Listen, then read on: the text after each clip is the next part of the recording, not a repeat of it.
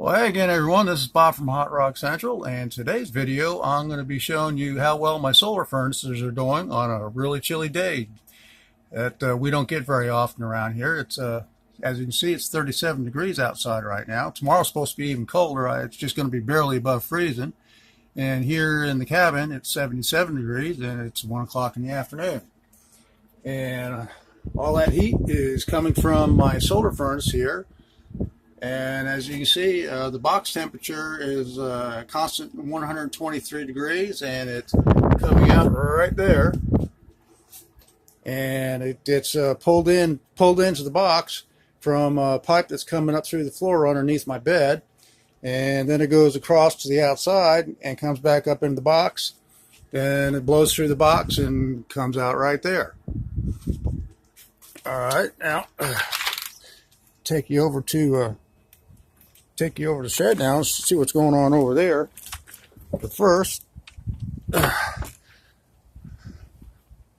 for those of you who haven't seen my solar furnace yet for the cabin, here it is right here. And as you can see, the pipe from inside the house is going underneath the house.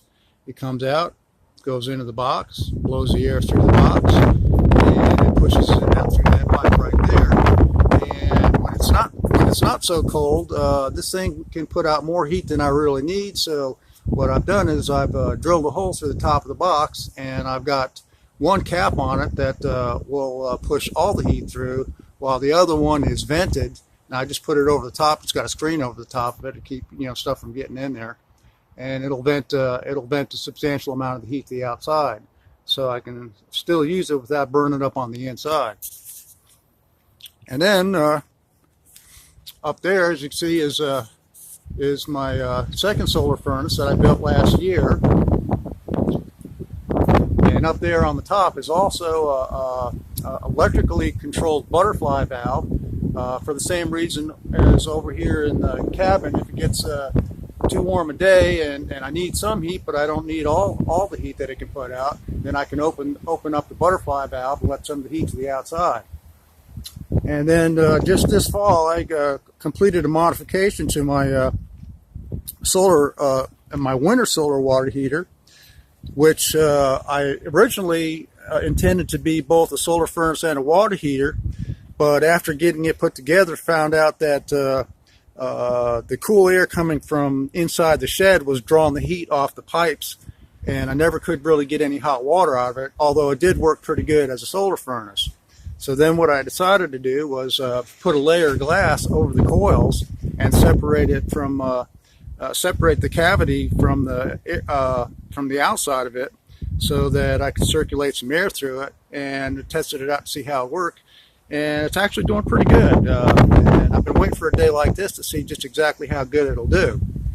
And then, of course, I've got my spring, summer, and fall water heater right there. That's the only water heater collector that I need during that time of the year. This one is only activated in the winter time to supplement this one here, because I need the extra heat.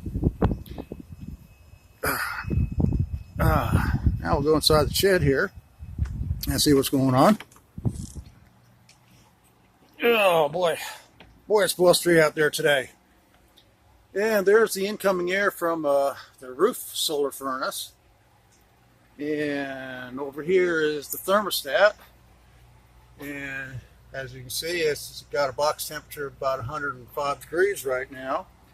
And it's got a pretty brisk airflow to it, as you can see here. Putting out a good amount of air. And that's coming from this high velocity blower motor that I've got here, which sucks the cold air from here in the shed, pushes it through the box and back out over there. And then the intake for my combo collector is right there.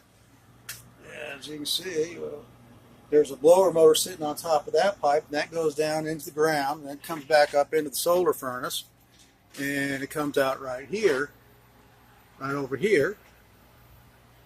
And it's a smaller motor. It doesn't have as brisk a flow, but you know, it's got a constant 105 degrees coming out of it right now.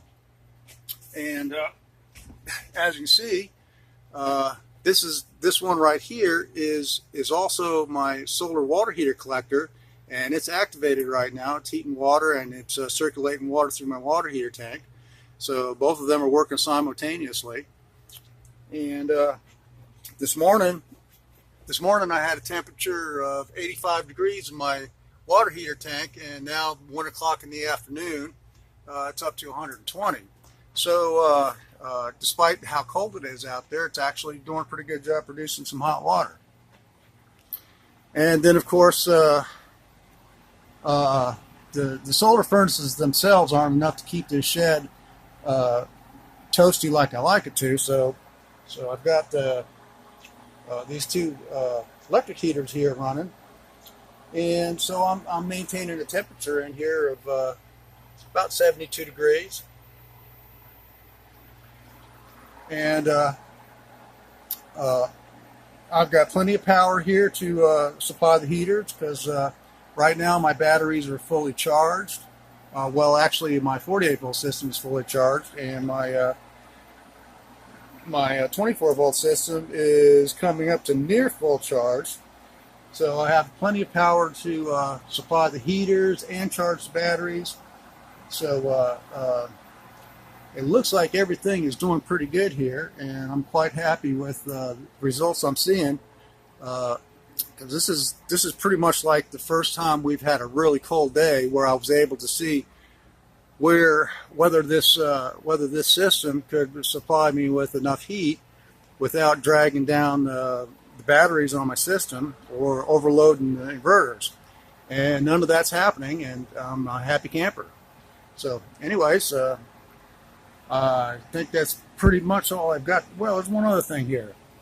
Now, right down there, you see that little silver thing there? That is actually a muffler.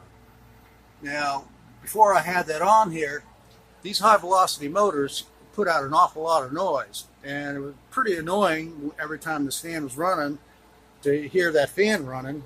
You could hear it coming out of the pipe where it was sucking the air through the pipe. And I just put in like a 12-inch muffler on there, and it just killed all the noise altogether. So it makes things a lot quieter in here. That makes me even happier. And as you see, I've got a propane heater here, and there's not even any call to even use any gas to heat the shed up, because I'm getting plenty from the heaters and the solar furnaces. And so this is working out pretty good. I like it. So anyways, hope you like what you saw here, and just leave some comments down in the comment section if you want to, and I'll get back to them as soon as I can. Thanks for watching. See you later.